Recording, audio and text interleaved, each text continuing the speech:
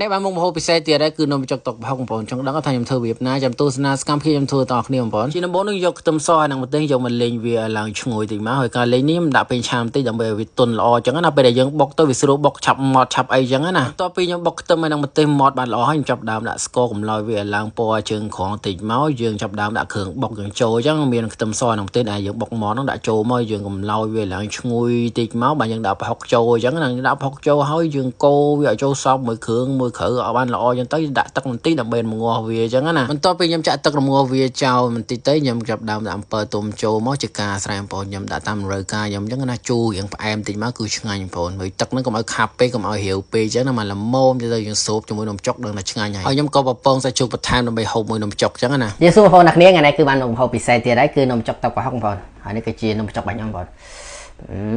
នំចុកនេះច្រើនហើយនេះគឺត្រីអណ្ដែងអាំង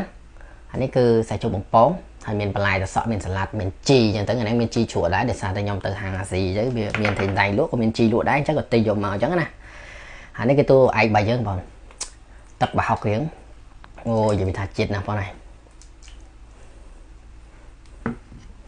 ឥឡូវមកហូបខ្ញុំបងប្អូនបងហើយជាដំបូងនោះគឺខ្ញុំ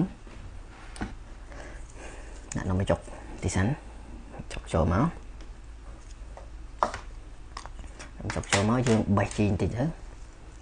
បេះជីដាក់បន្តិចមកដើម្បីវាឈ្ងុយអញ្ចឹងណាបេះជីដាក់ជើងទៅមកហើយយើងមាននំបញ្ចុកស្អីគេតសក់បងប្អូនតសក់បន្តិចមកហើយយើងមានសាច់ជ្រូកយ៉ាងតិចមកពី3ដុំអញ្ចឹងមកហើយthànhដៃយើងអាំងហ្នឹងដាក់ចូលមកអូជាតិស្លប់បងប្អូនណាជាតិស្លប់ហើយយើងស្រោចវាបងប្អូនយើងស្រោចវាចឹងមកនេះស្រោចចឹងមកបងប្អូននេះស្រោចជាទីមកតែប៉ុណ្ណឹងដឹងតែជាតិហើយបងប្អូនហើយយើងនេះវាទីមកយើងខាត់នេះតិចទៅដៃ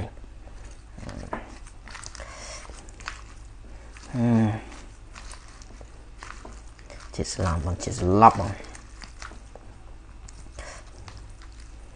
ដើមហូបខ្ញុំអ្នកគ្នាបងប្អូន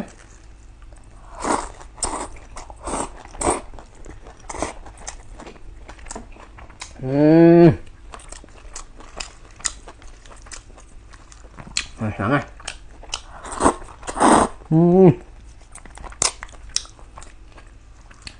ជាតិដល់